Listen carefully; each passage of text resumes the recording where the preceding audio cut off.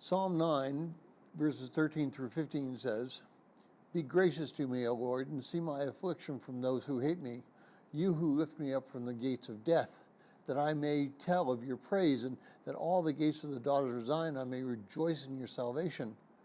The nations have sunk down in the pit which they have made, in the net that they have hid. Their own foot has been caught."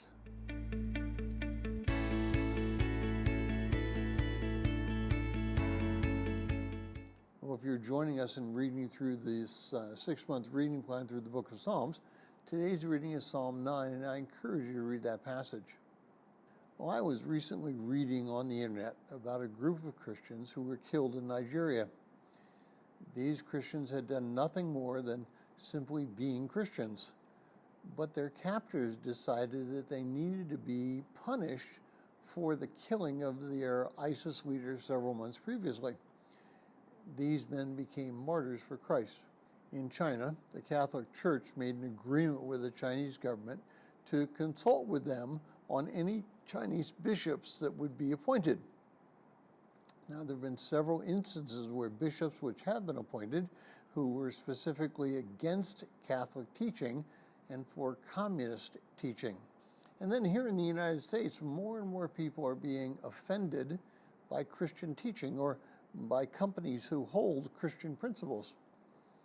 They're demanding that companies change or they will be boycotted. Now, interestingly enough, even if the companies do change, they're still boycotted. So, what should we do in our response to such a situation? How are we to function as believing Christians in a world that not only hates us, but looks to destroy us as well? And if that wasn't all, in addition, there are those who are wolves in sheep's clothing. They talk a good game, but in reality, they do not believe anything that would be close to Orthodox teachings. And the answer, in a broad sense, is found in the Sermon on the Mount, particularly in the Beatitudes. We are to love our enemies. We are to provide for people's needs. We're to give of ourselves as Christ gave of himself. And we're to be holy in our walk with Christ. So practically, what does this look like? Now, I recently read a book entitled "The Gospel Begins with a House Key." The story is a true one and is based on a woman's life both prior to and after her accepting Christ. Prior to her coming to a relationship with Christ, she lived a very decadent lifestyle. However, a neighbor would invite her constantly over to her house, and through this interaction, she came to have a relationship with the neighbor and, in time, was introduced to Christ.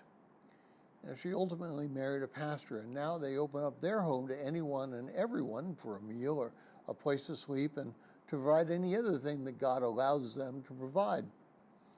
Now, they're living a lifestyle that is exactly the same as we should live. Our life in Christ should be in service to others, both inside and outside the church environment. And if you would like a PDF copy of this entire reading plan, please send an email to phineasjacobus@runningtohim.net.